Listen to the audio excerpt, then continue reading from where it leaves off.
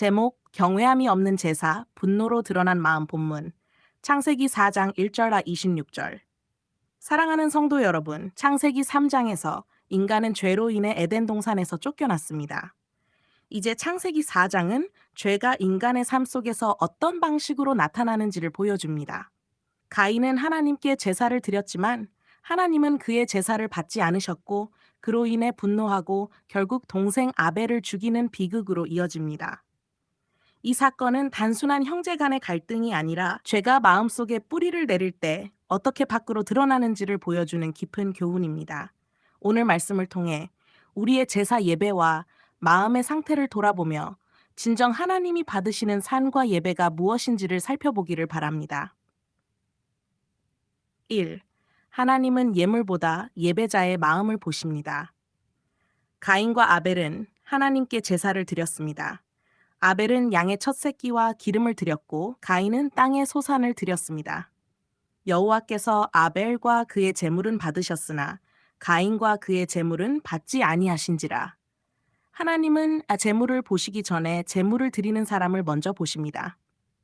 가인의 제사는 형식적이었고 중심에 하나님을 경외하는 마음이 없었습니다. 반면 아벨은 정성과 믿음으로 드렸기에 하나님이 기쁘게 받으셨습니다. 하나님은 예배의 겉모습이 아니라 그 안에 담긴 마음과 태도, 동기를 기뻐하십니다. 2.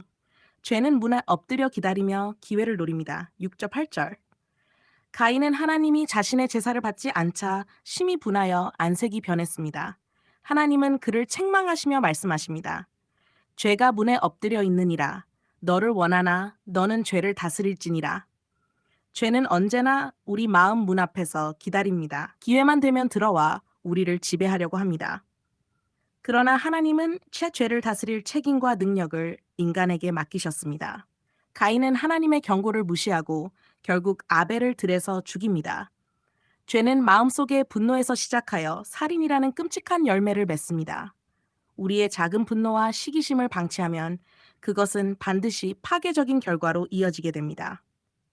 3. 하나님의 공의는 죄를 심판하시지만 동시에 은혜도 베푸십니다. 9절 6절. 가인은 동생 아벨을 죽인 후에도 회개하지 않았습니다. 오히려 하나님께 말합니다. 내가 내 아우를 지키는 자니이까? 하나님은 그에게 죄의 대가로 땅에서 저주받고 유리하는 형벌을 내리십니다. 그러나 동시에 가인에게 표를 주사 그를 죽이지 못하게 하십니다. 하나님은 죄를 가볍게 여기지 않으시지만 회개하지 않는 자에게조차 자비를 베푸시는 분이십니다. 그 자비는 심판 속에 담긴 또 하나의 소망입니다. 4. 에노스의 시대. 사람들이 여호와의 이름을 부르기 시작합니다.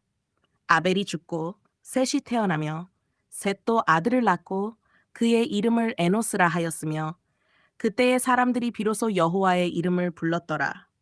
죄와 타락이 가득한 시대였지만 하나님을 찾는 사람들, 예배하는 자들이 다시 일어납니다.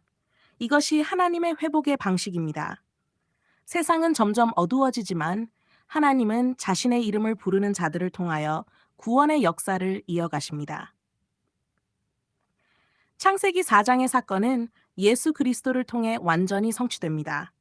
하나님이 받으시는 제사. 히브리서 11장 4절은 말씀합니다. 믿음으로 아벨은 가인보다 나은 제사를 하나님께 드림으로 의로운 자라 하셨다. 하나님이 받으시는 제사는 믿음에서 나오는 제사입니다. 예수님은 우리를 대신해 완전한 제사를 드리신 대제사장이십니다. 죄에 대한 경고와 해답, 로마서 6장 12절. 그러므로 너희는 죄가 너희 죽을 몸의 왕 노릇하지 못하게 하여 예수님은 죄의 권세를 끊으시고 우리에게 죄를 다스릴 힘과 길을 열어주셨습니다. 의로운 피의 신홈 23장 35절. 의인 아벨의 피로부터 예수님은 가인의 살인과 같은 악한 세대를 책망하시고 스스로 의로운 자의 피가 되셔서 죄인들을 위한 구속의 길을 여셨습니다. 사랑하는 여러분, 가인과 아벨의 이야기는 과거의 사건이 아닙니다. 오늘 우리의 예배와 마음, 삶의 태도를 향한 하나님의 물음입니다. 우리는 어떤 마음으로 예배하고 있습니까? 분노와 시기심이 죄로 자라나고 있지는 않습니까? 하나님 앞에서 겸손히 회개하고 믿음으로 예배드리는 자로 살아가고 있습니까?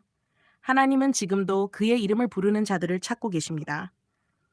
우리가 그 이름을 의지하고 정결한 마음으로 하나님께 나아가길 소망합니다. 이제 기도드리고 마치겠습니다. 공의로우신 하나님, 가인과 아벨의 이야기를 통해 우리 안에 있는 교만과 시기, 형식적인 예배를 돌아보게 하시니 감사합니다. 하나님이 받으시는 믿음의 제사를 드리는 자로 서게 하시고 죄의 유혹을 이기며 말씀 안에 순종하는 삶을 살게 하소서. 여호와의 이름을 부르며 사는 세대 되게 하시고 예수 그리스도의 피로 새 생명을 누리게 하소서. 죄를 이기시고 완전한 제사를 드리신 예수 그리스도의 이름으로 기도드립니다. 아멘.